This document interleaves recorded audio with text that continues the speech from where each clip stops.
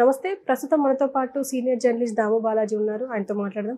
నమస్తే సార్. నమస్తే. సార్, బర్రెలక్క ఒక వీడియో విడుదల చేసింది. దాంట్లో అంటే నేను చచ్చిపోతానేమో అన్నట్టుగా మాట్లాడారు. అంటే ఇదంతా పొలిటికల్ స్టంట్ అనొచ్చా, లేకపోతే ఏదన్నా సింపతి కోసం? అంటే రీసెంట్గానే పెళ్లి చేసుకుంది, ఆ అవకాశం ఉండే అవకాశం లేదు, కానీ ఎందుకు అలా వీడియో విడుదల చేయాల్సి వచ్చింది? ముందు ఆ వీడియోలో ఏముందని చూస్తే ఆమె ఈ మధ్య నాకు ఎక్కువ ట్రోల్స్ చేస్తున్నారు చాలామంది.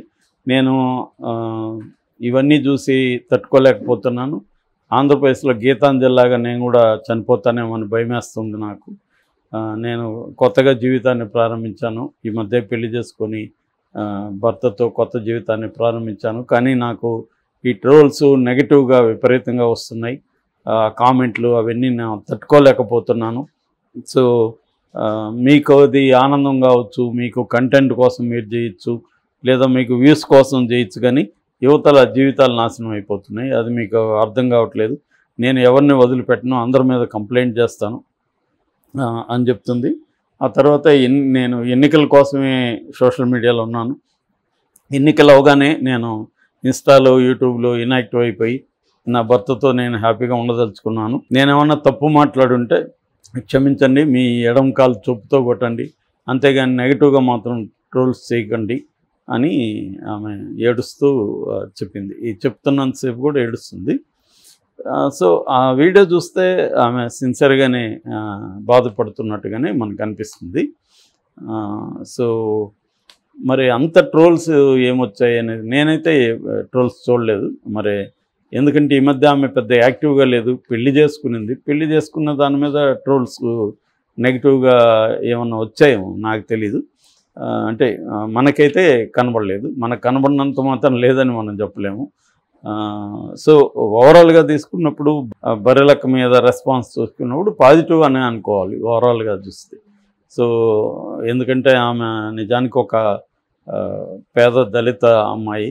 సో నిరుద్యోగుల కోసం నేను ఎన్నికల్లో నిలబడుతున్నానని చెప్పడం, దాంతో అనూహ్యంగా స్టూడెంట్స్ నుంచి, నిరుద్యోగుల నుంచి, తర్వాత పౌర సమాజం నుంచి కొంతమంది ఐలయ్య, జేడి లక్ష్మీనారాయణ, ఆయన కృష్ణారావు గారు, యానాం మాజీ మంత్రి, ఇలాంటి అనేక వర్గాల నుంచి ఆమెకు మద్దతు రావడంతో మీడియా సెన్సేషన్గా మారిపోయింది. ఆ తర్వాత దాంట్లో 5,700 ఓట్లు వచ్చాయి. అది కూడా ఒక సెన్సేషను.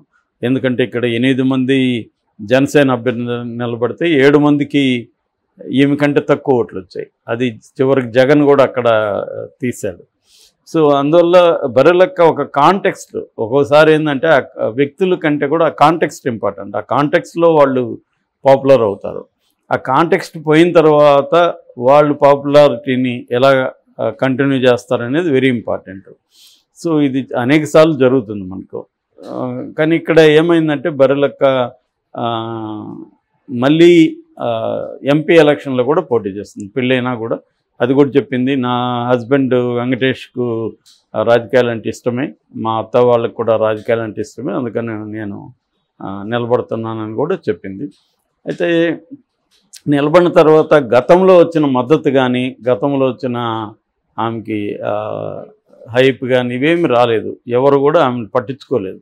గతంలో వచ్చిన జేడీ లాంటి వాళ్ళు కానీ ఏమీ కనీసం ట్వీట్ చేయడము, ఏదన్నా ఒక మాట చెప్పడం ఏమీ రాలేదు. సో మేబీ దీనివల్ల ఏమన్నా డిప్రెస్ అయ్యి ఈమె ఇట్లాంటి వీడియో పెట్టిందా అనేది తెలీదు. లేదు నెగిటివ్ కూడా నిజంగానే వచ్చిందంటే ఇవాళ ఇప్పుడు మన వీడియోలో చేస్తున్నాం, నేను చేసే అనేక వీడియోలకి ఓవరాల్గా తీసుకుంటే నెగిటివ్ కామెంట్లు ఎక్కువ ఉంటాయి. ఎందుకంటే పాజిటివ్ అనుకునే వాళ్ళు కామెంట్లు చేయరు యాక్టివ్గా. కనిపడినప్పుడు చెప్తారు, మీ వీడియో చూసాను సార్ బాగుందని చెప్తారు, లేదా నాకు పర్సనల్గా మెసేజ్లు పెడతారు. కానీ కామెంట్లు ఎక్కువ ఏంటంటే నెగిటివ్గా ఉంటాయి. ఇప్పుడు ఒక విషయాన్ని మనం విశ్లేషిస్తే కూడా ఆ విషయాన్ని నచ్చకపోతే ముందుగా మన మీద బ్రాండ్ వేస్తారు. వీడు ఒక ఎక్స్-నక్సలైట్, వీడు కమ్యూనిస్ట్ కాబట్టి బీజేపీ వ్యతిరేకి. నేను నిజానికి కమ్యూనిస్ట్ కాదు, ఎక్స్-నక్సలైట్ కరెక్టే కానీ కమ్యూనిస్ట్ అయితే కాదు. నేను బీజేపీకి కూడా వ్యతిరేకం కాదు. నా దృష్టిలో అన్ని పార్టీలు ఆల్మోస్ట్ ఒకటే. ఇవాళ బీజేపీ మతాన్ని ఉపయోగించుకుంటుంది, ఇంకొక పార్టీ కులాన్ని ఉపయోగించుకుంటుంది, అలా ఎవరు వాళ్ళు ఉపయోగించుకుంటారు. కానీ ఇవన్నీ ఎంత ఓపిక ఎవరికి ఉండట్లేదు. అంటే ఒక పార్టీని విమర్శిస్తే నువ్వు యాంటీ అన్నట్టు. లేదు బ్యాలెన్స్గా మాట్లాడినా కూడా నువ్వు మాకు వ్యతిరేకి, మా వైపు లేదంటే నువ్వు మాకు వ్యతిరేకంగా ఉన్నట్టు అనేది ఈ మధ్యనే ప్రొఫెసర్ నాగేశ్వరం మీద కూడా విపరీతంగా తెలుగుదేశం వాళ్ళు ట్రోల్స్ చేస్తుంటే ఆయన కూడా చాలా బాధపడుతూ అనేక వీడియోలు పెట్టాడు. అట్లాగే ఆ మధ్య తులసి అనే ఒక ఆమె ఉంది, ఇండిపెండెంట్ జర్నలిస్ట్ తులసి చందు. సో తన మీద కూడా విపరీతంగా చేస్తే ఆమె పోస్ట్ పెట్టారు, దాని మీద చాలా చర్చ జరిగింది. అలాగా ఇండిపెండెంట్ జర్నలిజం అనేది వాళ్ళ మామూలుగానే లేదు, చచ్చిపోయింది ఆల్మోస్ట్. ఎవరైనా కొంతమంది ఉంటే వాళ్ళను కూడా విపరీతంగా వీళ్ళు అటాక్ చేయడం, ట్రోల్స్ చేయడం అనేది జరుగుతుంది. సో అందుకని బరిలెక్క లాంటి వాళ్ళు నేర్చుకోవాల్సింది ఏంటంటే, ఒకసారి మనం పబ్లిక్ స్పేర్లోకి వచ్చిన తర్వాత మనకి అనుకూలమైన విధంగా ప్రపంచం స్పందించదు. ఎందుకంటే ప్రపంచం ఆల్రెడీ హేట్ విపరీతంగా పెరిగిపోతుంది, రాజకీయాల్లో హేట్ పాలిటిక్స్ అనేది భయంకరంగా ఉంది. వరల్డ్ వైడ్ ఉంది ఈ ట్రెండ్, ఇండియాలోనే కాదు, వరల్డ్ వైడ్ ఇంకా ఎక్కువ ఉంది. నిజానికి చాలా దేశాలతో పోలిస్తే ఇండియా బెటర్. నేను అందుకని అంటుంటా, చాలా దేశాలతో పోలిస్తే బీజేపీ చాలా బెటర్ అనేది నా థియరీ.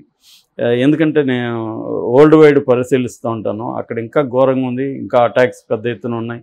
ఆ మేరకు చెప్పాలంటే మన దేశంలో ప్రజాస్వామ్యం ఇప్పటికీ ఎంతో కొంత ఉనికిలో ఉంది. మనకి ప్రతిపక్షాలు ఇప్పటికి కూడా పోరాడుతున్నాయి. ఎంత మోడీ నిరంకుశంగా ప్రతిపక్షాల మీద కేసులు పెట్టినా పోరాడుతున్నారు, ఇంకా ప్రతిపక్షాలు ఉన్నాయి. ఎంతో కొంత ఇండిపెండెంట్ మీడియా ఉంది, సోషల్ మీడియా ఉంది. వీటన్నిటినీ అర్థం చేసుకొని బరిలెక్క నుంచి గుణపాఠం ఏం తీసుకోవాలంటే, ఎవరైనా నువ్వు నీ నెగిటివ్ కామెంట్స్ని పక్కకు పెట్టి మోస్ట్లీ అవి చూడొద్దు. చూడకుండా ఉంటే అసలు అది ఎఫెక్ట్ చూసే కొద్దీ ఎఫెక్ట్ ఖచ్చితంగా అవుతుంది. ఎంతైనా మనం మనుషులు కాబట్టి మనకు తెలియకుండానే ఒక నెగిటివ్గా మనల్ని ఎవరన్నా అన్నారనుకో, ఏం నీకు బుద్ధి లేదా అన్నారంటేనే మనకి కొంత మైండ్లో ఇదవుతుంది రియాక్షన్. సో అందుకని అది హ్యూమన్కి నేచర్, మాటలతో చంపేయచ్చు, మాటలతోనే బతికించవచ్చు అంటారు కదా. అలాగా ఇప్పుడు ఏంటంటే కామెంట్లలో వాళ్ళకి ఏంటంటే ఎవడో తెలియదు వచ్చి పెట్టడమే కదా, వాడు అంతకంటే అతను పీకేది ఏమి ఉండదు కదా. సో ఇష్టం వచ్చినట్టు పెట్టడం, బండబూతులు తిట్టడం, మనల్నే కాకుండా మనం మాట్లాడడం దానికి మన ఇంట్లో ఉండే స్త్రీలను తిట్టడం, ఇవన్నీ చేస్తారన్నమాట. సో అలాగే ఈ అమ్మాయికి కూడా కామెంట్లు చేస్తుంటారు ఖచ్చితంగా, బరిలెక్క మీద కూడా కామెంట్లు చేస్తుంటారు, వాళ్ళ పెళ్లి మీద చేస్తుంటారు, ఇవన్నీ చేస్తారన్నమాట. సో జనరల్గానే హ్యూమన్ బీయింగ్స్ లో అనేక రకాల క్వాలిటీలు ఉంటాయి. ఒక అమెరికన్ గ్యాంగ్స్టర్ అనే ఒక సినిమాలో, డెంజల్ వాషింగ్టన్ సినిమాలో ఒక డైలాగ్ ఉంటుంది. అదేంటంటే, నీ సక్సెస్సే నీకు ఎనిమీలని క్రియేట్ చేస్తుందని. నాకెందుకు ఇంత ఎనిమీలు ఉన్నారంటే, సక్సెస్ బ్రింగ్స్ ఎనిమీస్ అని. నువ్వెవరిని ఏమి హర్ట్ చేయాలని పని లేదు. నువ్వు సక్సెస్ అయితే ఒక ఫీల్డ్లో ఆటోమేటిక్గా నీకు ఎనిమీస్ కూడా తయారవుతారు. సో అది సైడ్ ఎఫెక్ట్, అది ప్యాకేజ్ కంప్లీట్గా. సో నువ్వు సక్సెస్ అయితే నాకు ఏమీ లేకుండా ఉండాలంటే కుదరదు. You have to deal with negative people also. So దాన్ని ఎలా మోస్ట్లీ ఇగ్నోర్ చేయడం అనేది బెస్ట్ మెథడ్. ఇప్పుడు ఎంఐ కూడా చేయాల్సింది ఏంటంటే, ఎంఐ ఫోకస్ ఏంటి, అసలు ఎంఐ గోల్ ఏంటి లైఫ్లో. సో ఎంఐ గోలు నిరుద్యోగుల తరఫున పోరాడమా, లేకపోతే తను మంచిగా డబ్బులు సంపాదించుకొని కెరీర్ బిల్డప్ చేసుకోవడమా, ఆ క్లారిటీ కానీ గోల్లో ఉంటే మిగతావి అమ్మాయి పట్టించుకోవాల్సిన అవసరం లేదు. తను ఫోకస్ చేయొచ్చు. ఖచ్చితంగా తనకి నెగిటివ్ వాళ్ళకు 100 మంది ఉంటే పాజిటివ్ వాళ్ళు కనీసం 10 మంది అన్నా ఉంటారు. సో ఈ 10 మందిని నువ్వు మంచిగా చూసుకో, మిగతా 90 మందిని పక్కన పెట్టు, వాళ్ళని పట్టించుకోవద్దు. మెల్లగా వాళ్ళు ఒక అనానిమస్ గుంపది, మాబ్. సో ఆ మాబ్ నువ్వు పట్టించుకోవాల్సిన అవసరం లేదు. వాళ్ళు కామెంట్లు తప్ప ఏం అంతకంటే చేసేది ఏముంటుంది. వాళ్ళు ఇప్పుడు మన వీడియో చేస్తాం, దాని కింద కామెంట్ ఒకటి నెగిటివ్ పెడతాడు, పెట్టుకొని మనకేం సంబంధం, అతను ఎవడో మనకు సంబంధం లేదు. అతన్ని ఏమో మనం చూడమని అతన్ని ఏమన్నా అడిగామా, నా వీడియో చూడరు నువ్వు అని లేదు. వాడే దూలబట్టి చూశాడు, ఇంకా ఎక్కువ బట్టి కామెంట్ చేశాడు, వదిలేస్తే సరిపోతుంది. కాబట్టి బరిలెక్కకు కూడా నేను చెప్పేది ఏంటంటే, నిజంగా నీకు గోల్ ఏమైనా ఉంటే ఇట్లా డిప్రెస్ అయిపోయి నేను చచ్చిపోతాను ఇది చేయకూడదు. యాక్చువల్గా గీతాంజలి కూడా అది రాంగ్. ఇద్దరు పిల్లల్ని వదిలేసి ఎవడో కామెంట్ 4 రోజుల తర్వాత మర్చిపోతారు.